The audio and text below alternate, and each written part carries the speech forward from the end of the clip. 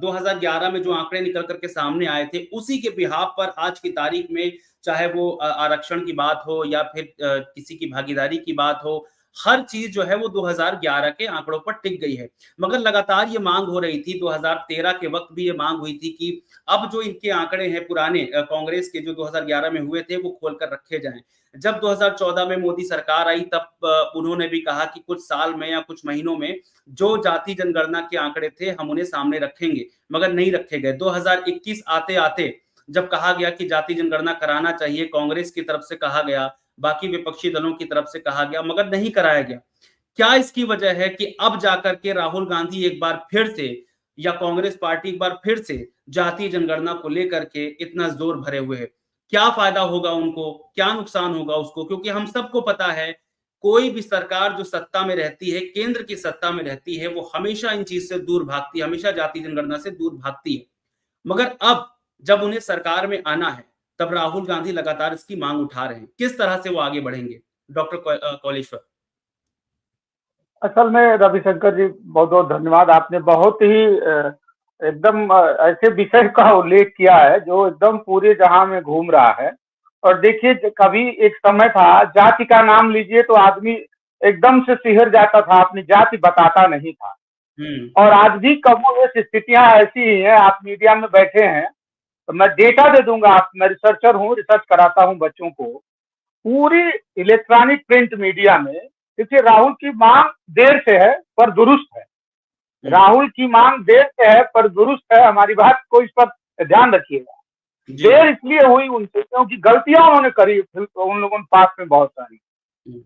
और राहुल को लोग हल्के में ले, उनका जैसे पक्ष और प्रतिपक्ष की बात है, नेताओं की राजनीतिक बात है, पर राहुल, मुझे ऐसा लगता है, जो हम लोग पढ़े लिखे लोग हैं, जो रिसर्च कराते हैं, पढ़ाते हैं, पढ़ते हैं, रिसर्च कॉलेज बच्चे जो कर रहे हैं, राहुल से पढ़ा लिखा व्यक्ति इस पूरे जो राजनीतिक परिदृश्य है आज के परिदृश्य में कोई नहीं है। आप जान रहे हैं ना, कैम्ब्रिज जैसे विश्वविद्यालय से एमफिल है वो आदमी, और वो जब वहां जाते हैं तो लोग सवाल करते हैं कि ये गए हैं पर्यटन पर। आपको एक और नई बात बता दे रहा हूँ, सर्च कर लीजिएगा, गूगल में पता चल जाएगा। जो टॉपर होता है एमफिल का, कैम्ब्रिज का, उसको वहां की सरकार स्कॉलरशिप देती है 2 crore per year, 2 crore per year, और एक साल में उसको सिर्फ 2 लेक्चर लेने होते हैं। राहुल इसलिए विजिट करने नहीं जाते हैं कि पर्यटन करने जाते हैं, और लोगों को पता नहीं है तो चीजें, तो परसेप्शन तो लोग बनाएंगे। हाँ, देर से आए हैं पर दुरुस्त रास्ते पर हैं। कांग्रेस से बहुत सारी गलतियां पिछले समय में हुई है, इसमें भी कोई दो राय नहीं है। कांग्रेस चाहती तो जो 2011 में आंकड़े आए थे उसको वो सार्वजनिक कर सकती थी। और एक बात और आपको बता रहे हैं, एक नई चीज आप भी जानिए, जो लोग जानते हैं तो है पर प्लेटफॉर्म पर बात नहीं कर पाते। आप जैसे लोग, जैसे चैनल्स के बारे में आप जान रहे हैं, यूट्यूबर की दशा देख रहे हैं कि चैनल से ज्यादा सब्सक्राइबर यूट्यूबर्स के पास, ये है इस देश की दशा दिशा। तो जाति पर जो बात करेगा, जाति जनगणना की बात करेगा, पहले तो वो अछूत हो जाएगा। आज कांग्रेस जो है, जिनके लिए बोल रही है उन्हीं से अछूत है वो, जिनके लिए राहुल बोल रहे हैं उन्हीं से वो अछूत है। और मैं क्यों कह रहा हूं कि कांग्रेस दोषी है इसके लिए, 2011 में जो आंकड़े आए थे, पार्लियामेंट में टोटल 543 में 119 सीट SC/ST के लिए रिजर्व हुआ करती थी, पार्लियामेंट सीट। धीरे से 2014 के बाद मोदी जी खुद, कोई, मैं नहीं कह रहा हूं कि जो भी सरकार है, मोदी जी का नाम नहीं लेना चाहिए था, सरकारें जो आई धीरे से बढ़ा के रिप्रेजेंटेशन, मैं तो कहता हूं आप उसको रिजर्वेशन कह लीजिए, 131 पार्लियामेंट सीटों को रिजर्व कर दिया। डेटा ऐसा नहीं, डेटाबेस बोल रहा हूं, आप गूगल पर सर्च करिए। किसने कहा था कि पार्लियामेंट की सीटों को, रिजर्वेशन को बढ़ा दीजिए? किसी ने नहीं कहा था। अब रही जाति जनगणना, देखिए राजनीतिक मसला है ये। लोग जब कभी भी, ये राजनीतिक मसला है। जिस दिन जाति जनगणना होगी, जो लोग विरोध कर रहे हैं ना, उनको खुद पता चलेगा कि उनके समाज के लोगों की वस्तु स्थिति क्या है। जैसे एनएसएसओ का नाम आप सुने होंगे, नेशनल सर्वे है भारत सरकार का, जो संसाधनों का सर्वे कराती है पूरे देश में कि कितने लोग हैं, किस समाज के लोग हैं, कहाँ कहाँ है, क्या इनके पास संसाधन है। तो उस हिसाब से प्लानिंग होती है कि कौन सा व्यक्ति, समाज या जगह, स्थान, क्षेत्र छूट गया है, बिजली नहीं है, पानी नहीं है, सड़क नहीं है, शिक्षा नहीं है, स्वास्थ्य नहीं है, उनको पहुंचाने के लिए। तो जाति जनगणना का सीधा सीधा मतलब ये लोग लगा रहे हैं कि जाति विशेष को लाभ देना, जबकि ऐसा नहीं है। एक बेहतर प्लानिंग है जिससे जो वंचित रह गया है, जिस भी जाति समाज का व्यक्ति। और देखिए, भारत में एक कटु सत्य है कि जाति सबसे झूठी संकल्पना है, पर आज भारत की सबसे कड़वी सच्चाई है। हम प्रोफेसर हो सकते हैं, लेकिन अभी जब हम अपने गांव पहुंचेंगे तो वही होगा, अरे चमरौतिया में आयल बाण डॉक्टर साहब। समझ रहे हैं? तो मैं तो, हम लोग तो कहते हैं। कमलेश्वर जी, आपके हिसाब से चीजें ठीक हैं, मगर एक तबका ये आरोप लगाता है। अब देखिए, आप बिहार में जाति जनगणना हुई, नीतीश कुमार ने करवाया, उसके आंकड़े आए, मगर केंद्र सरकार ने उसको रोक दिया, उन आंकड़ों पर रोक लगा दी कि भाई अभी आप इसको सार्वजनिक नहीं करेंगे। उन्होंने डेटा दिया अपना बकायदा, मगर उसे बीच में ही रोक दिया गया। तो कहने का मतलब यह है कि जो जनगणना करी जाए, जो जाति जनगणना करी जाए या जिस तरह की भी जनगणना हो, वो केंद्र पर आधारित है। एक चीज मैं और आपसे कहना चाहता हूँ कि जैसे यही है ना, किसी की जी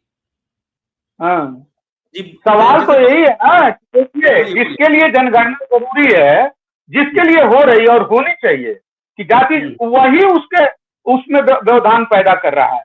केंद्र में चाहे कहीं भी जाइए, तो आज बैकवर्ड की बात बैकवर्ड खूब करता है, लेकिन जब जाति जनगणना की बात होगी तो 10 नेता उन्हीं की तरफ से खड़े कर दिए जाएंगे और कहेंगे नहीं नहीं ये ठीक नहीं है, समाज में बिखरा होगा, समाज बटेगा। समाज वैसे भी 6,743 जातियों में वैसे भी बटा हुआ, इतनी बाउंड्री है इस देश में। आज के देश में भी 75 वर्ष आजादी के बाद भी इतनी बाउंड्री है इस देश में। शादी विवाह तक नहीं होता है दूसरे के यहाँ, लोगों के यहाँ तक कि लगते हैं लोग गोत्र में गोत्र खोजने। तो और उससे ये नहीं है कि कोई बहुत बुरी बात हो जाएगी। समस्या जो है ना कि वंचित व्यक्ति कौन रह गया है, वो चाहे अपर कास्ट हो, चाहे लोअर कास्ट हो, मिडिल कास्ट हो, माने अब पिछड़ा हो, सवर्ण हो, अवर्ण हो, दलित हो, आदिवासी हो, जो भी वंचित रह जाएगा संसाधनों से, उन तक। देखिए राष्ट्रपति है ना Murmu ji, prime minister president होने के बाद उनके गांव पर बिजली लगी है। मैं आंकड़े से बता रहा हूँ, प्रेसिडेंट हुई है, गवर्नर होने के बाद भी गांव पर बिजली नहीं हुई थी कौलेश्वर जी। मगर सवाल ये है, जिन आदिवासियों की आप बात कर रहे हैं, देखिए जितनी बार भी जाति जनगणना हुई है, हर बार आदिवासियों को जरूर गिना गया है, तो उनकी संख्या में बहुत ज्यादा फेरबदल नहीं होता है। मगर जब ओबीसी समाज को बढ़ने घटने का हमेशा ये डर रहता है, सरकार इसी से डरती है। मेरा सवाल आपसे ये है कि भाई अगर सरकार को मालूम है और आप भी कह रहे हैं कि भाई फायदेमंद चीज है, तो सरकार क्यों इसको करवाने से डरती? सीधा सा सवाल ये है।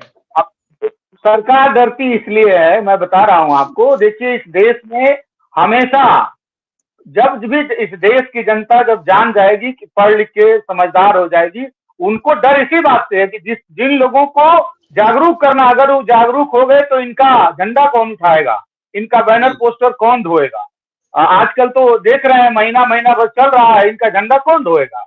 अब वो लगेगा पढ़ने लिखने, पढ़ाई लिखाई की बात करने लगेगा, अपने हक अधिकार की बात करने लगेगा, इसलिए पार्टियां डर रही हैं और कुछ नहीं। अब जैसे देश में आप जानते हैं ना, तो गूगल पे है, CMI का रिपोर्ट है, 1% लोगों के पास इस देश का 73% धन है, और गिनती के 22 लोग हैं जिनके पास 42% धन है इस देश का। काउंटिंग 42 लोग हैं। अब बताइए जो दोनों के बीच की खाई वो कैसे मिटेगी?